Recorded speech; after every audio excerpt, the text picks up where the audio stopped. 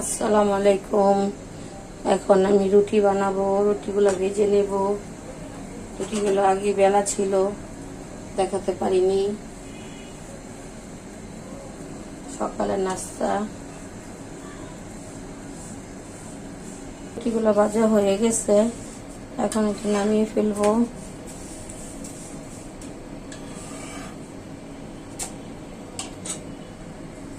আমি রুটিগুলো এভাবে করে ভেজে নিয়েছি। এটা আমাদের সকালের নাস্তা।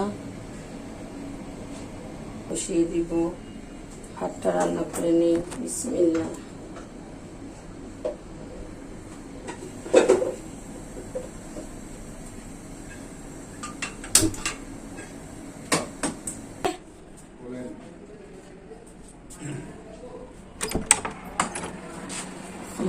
ওয়ালাইকুম আসসালাম।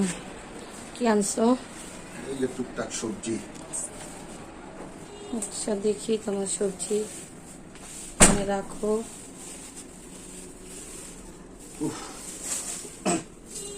এই ঝুড়িটা আমাদের রাখো। কি কি আনছো দেখি। আল্লাহ, কলাপিয়ার পটল।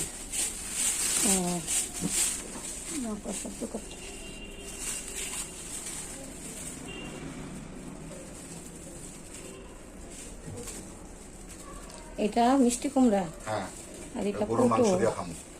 গরুর আচ্ছা, গোশ দিয়া। আর এটা হলো ধুন্দুল।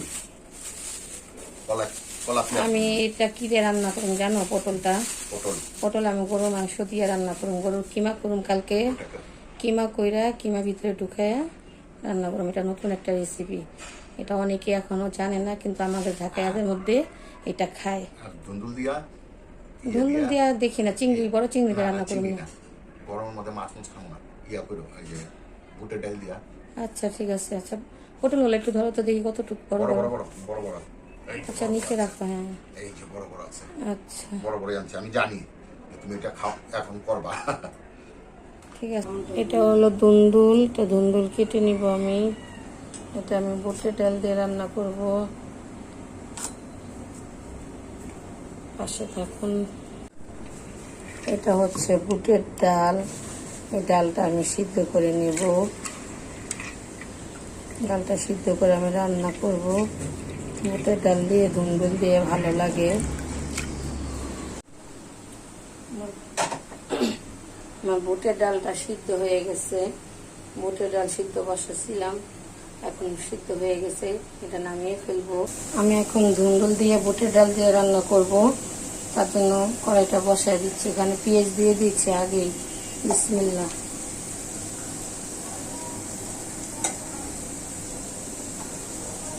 তেল দিয়ে দিচ্ছি পরিমাণ মতো।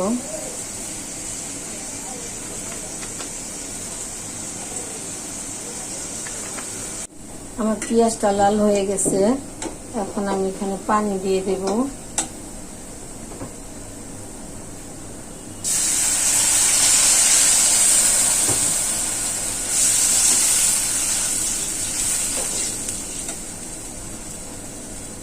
এখানে আছে আদা, রসুন, হলুদের গুঁড়া, মরিচের গুঁড়া, গরম মশলা।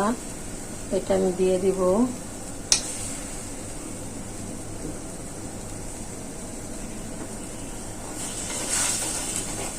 আমার মশলাটা কষানো হয়ে গেছে। এখন আমি বুটের ডাল দিয়ে দিব। বিসমিল্লাহ।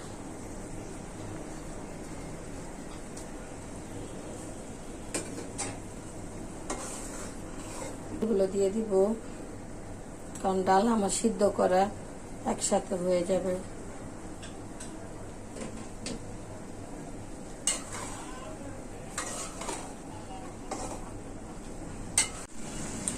আমার বুটের ডালটি রান্না হয়ে গেছে। এখন আমি ধুন্দুল দিয়ে রান্না, এটা হয়ে গেছে। এভাবে করে রান্না করে খাবেন, ভালো লাগবে। আমি এখন পাঁচ শাক রান্না করব। রান্নাটা দেখুন। বিসমিল্লাহ।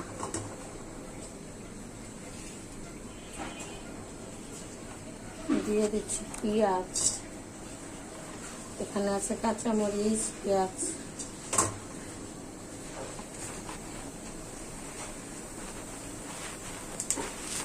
দিয়ে দিচ্ছি পানি। পেঁয়াজটা আমি সিদ্ধ করে নিব। এখন দিয়ে দিব লবণ, পরিমাণ মতো লবণ দিয়ে দিচ্ছি। আমি দিয়ে দিব পাঁচ শাক। এগুলো হচ্ছে পাঁচ শাক। এটা আমি হাতে কেটে নিয়েছি। অনেকে বটি দিয়ে কাটে, হাতে কাটাটা বেশি ভালো লাগে। আমি বটি দিয়ে শাক কেটে খাই না, তা হাত দিয়ে ছিঁড়ে ছিঁড়ে নেই। আমার শাকটা হয়ে গেছে। এখন আমি রসুন দিয়ে তেল দিয়ে বাগার দিব। শাকটা আমার সিদ্ধ করা নিচ্ছি। আমরা এভাবে পাঁচ শাক রান্না করি। এখন এটা আমি নামিয়ে ফেলবো।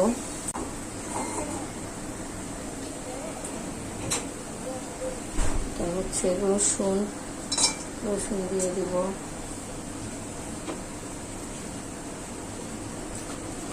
পরিমাণ মতন তেল। আর শাক একটু তেল বেশি লাগে, যে কোনো শাক তেল বেশি লাগে। আমার শাকটা হয়ে গেছে, এখন আমি নামিয়ে ফেলবো। আমি এখন পটল ছিলে নিচ্ছি।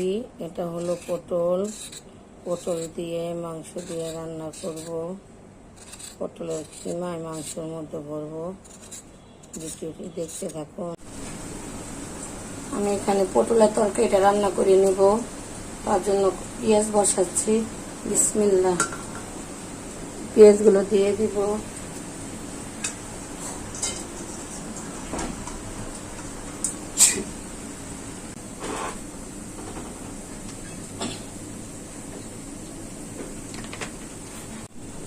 আমার পেঁয়াজটা লাল হয়ে গেছে। এখন আমি পানি দিয়ে দিব।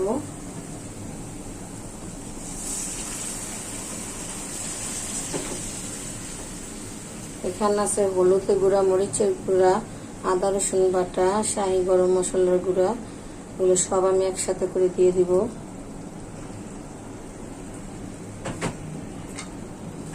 মশলাটা কষাবো। দিব পরিমাণ মতন লবণ।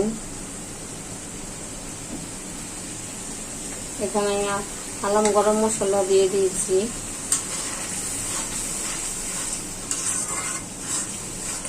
আমি এখন মাংসটা ছেড়ে দিব। এটা হচ্ছে গরুর মাংস, দিয়ে দিচ্ছি।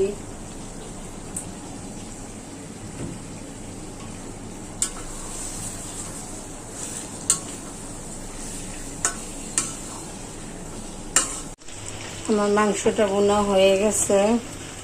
এখন এটা আমি নামিয়ে ফেলবো।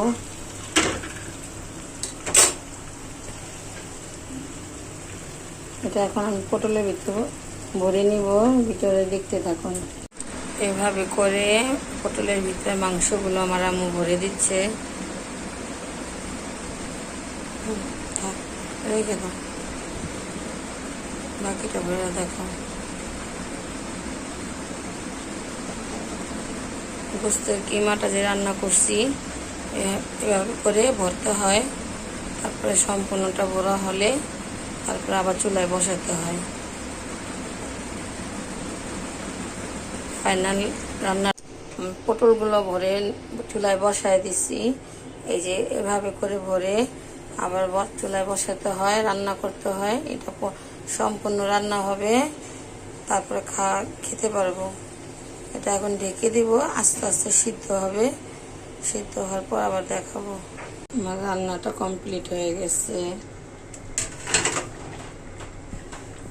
এই হলো পটলের, এটাকে পটলের ভারুয়া বলে ঢাকাইয়ারা বেহারিরা। আমরা বলি পটলের মধ্যে কিমা ভরা। এই যে গলে গেছে, এটা রান্না শেষ। এখন এটাকে আমি জিরা গুঁড়া দিব।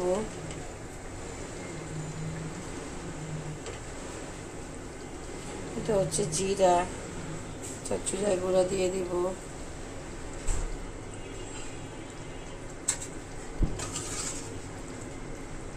এখানে আমি চাল ভাজবো।